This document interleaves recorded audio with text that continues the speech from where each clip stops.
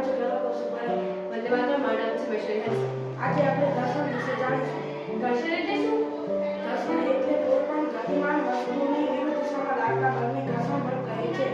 ઘર્ષણ બળ એ સપાટી પર આધાર રાખે છે. આને આપણે એક પ્રવૃત્તિ દ્વારા સમજીશું. પ્રવૃત્તિ માટે આપણે એક પેડ લીધો છે, એક બોલપેન લીધી છે અને એક રૂમાલ લીધો છે. હવે આપણે બોલપેનને પેડથી મૂકીશું.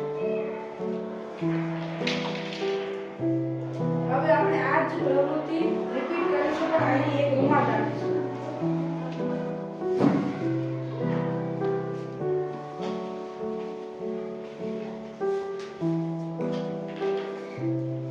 હવે બોલપેન દૂર જતી નથી, એટલે કે આપણે આમ સમજી શકીએ કે લીસી સપાટી હોય ત્યારે ઘર્ષણ બળ ઓછું થાય છે અને જ્યારે ખરબચડી સપાટી હોય ત્યારે ઘર્ષણ બળ વધુ થાય છે. ઘર્ષણ આપણો મિત્ર છે કે શત્રુ છે? ઘર્ષણ આપણો મિત્ર છે.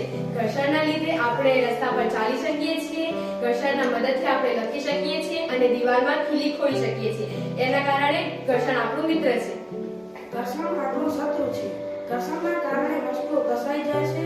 ઘર્ષણના કારણે મશીનોમાં ઉષ્મા ઉત્પન્ન થાય છે અને તેમની ઊર્જા વેડફાઈ જાય છે. ઘર્ષણના કારણે તેમના મશીનોમાં થોડોક ભાગ નુકસાન પામે છે અને ઘર્ષણના લીધે જંગલોમાં આગ પણ લાગી શકે છે. તેથી ઘર્ષણ આપણો શત્રુ છે.